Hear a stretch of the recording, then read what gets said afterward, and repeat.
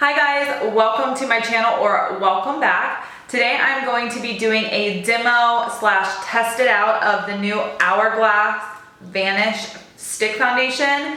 This is a really beautiful velvet finish foundation and I love sticks. They're so easy to travel with. They're really easy to apply.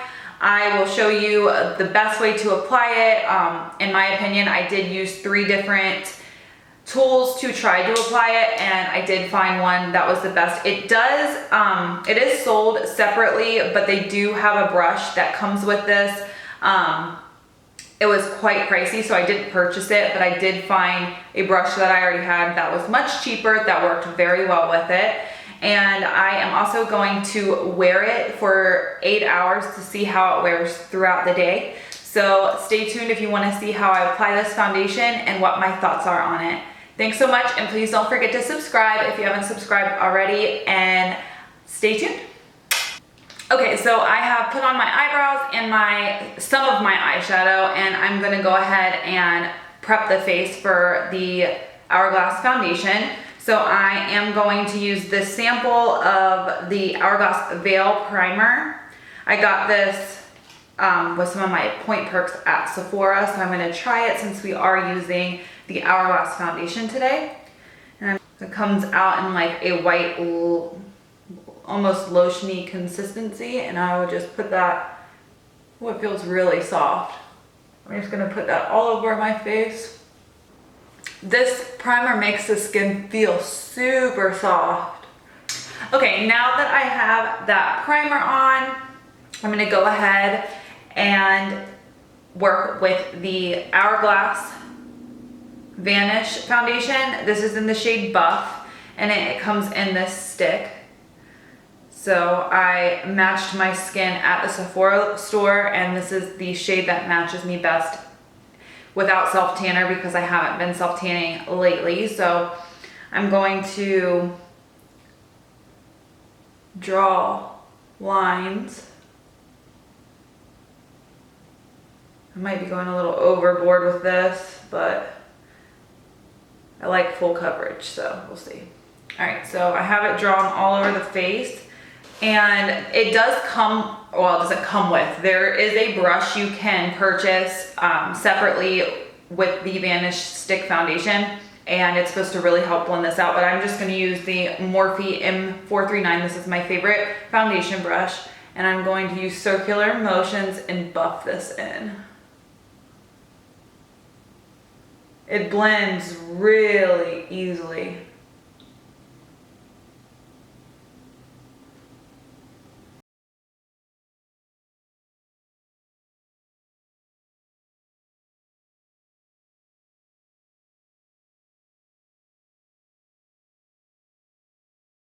This brush is kind of leaving some brush strokes in it, so now that I have it mostly blended out, I'm gonna go in with a beauty blender and just pat it in.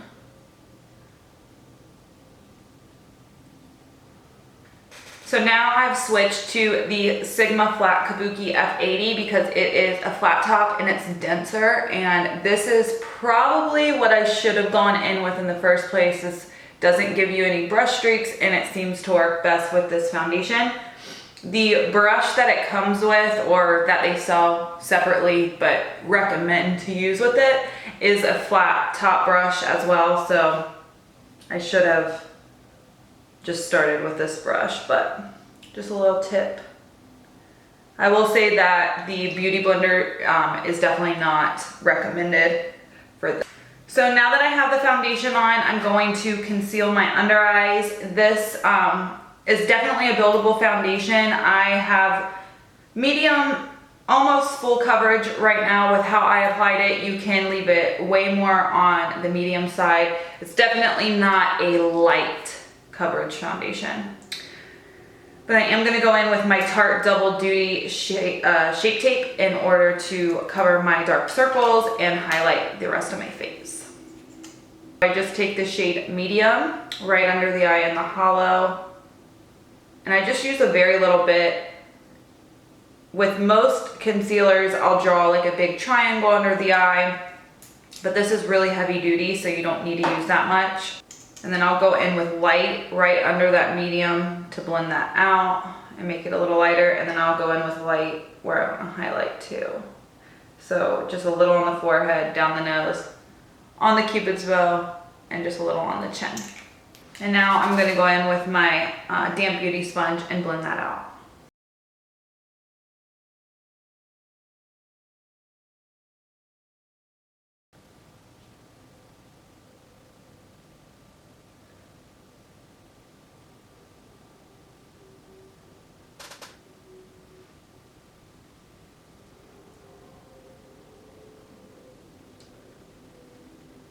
Now that I have all of the concealer blended out, I'm gonna go in with my RCMA No Color Powder and set my face.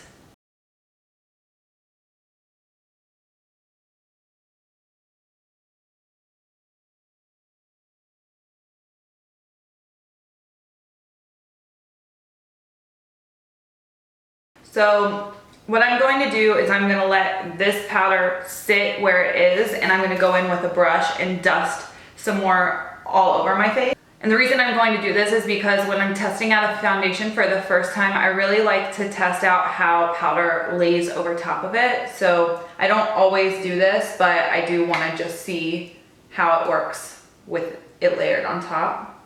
So I'm just going to dust that on. I'm just using a very little bit right on the tip of the brush, and I'm just like dusting it out. And I will go over the parts that are baking as well and wipe it away.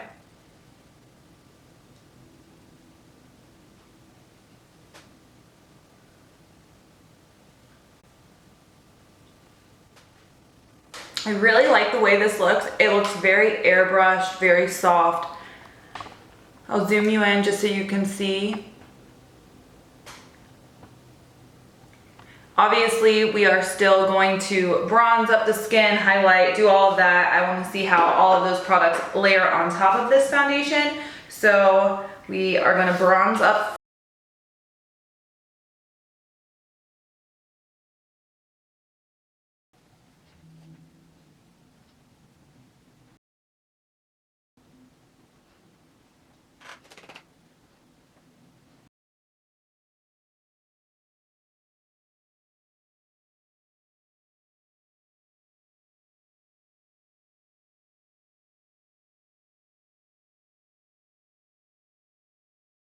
Okay, so now we have applied our face, and I'll go ahead and set it with some Urban Decay Chill Makeup Setting Spray.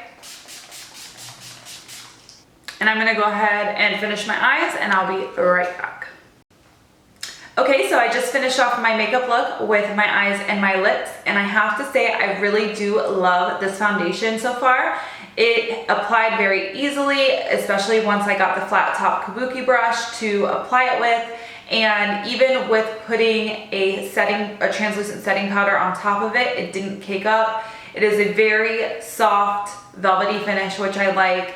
And so far, so good. It is 3 o'clock here, and I'm gonna wear this for 8 hours, and I will check back in with you to let you know how it wears throughout the day.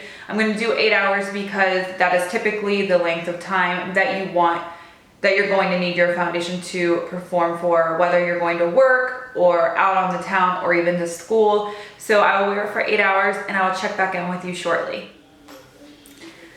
Okay guys, I am checking back in. It is 11 o'clock in the evening, and I just wanted to show you how the foundation has held up. I did run some errands out in the humid heat, and it was also raining. I also did lay down for a quick nap on the couch, and with all of that being said, I think that the foundation really held up very well. I'll zoom you in, and hopefully you'll be able to see my bronzer and blush has kind of worn off. I have a little bit of highlight left, but the foundation itself is very in place and still looks really nice.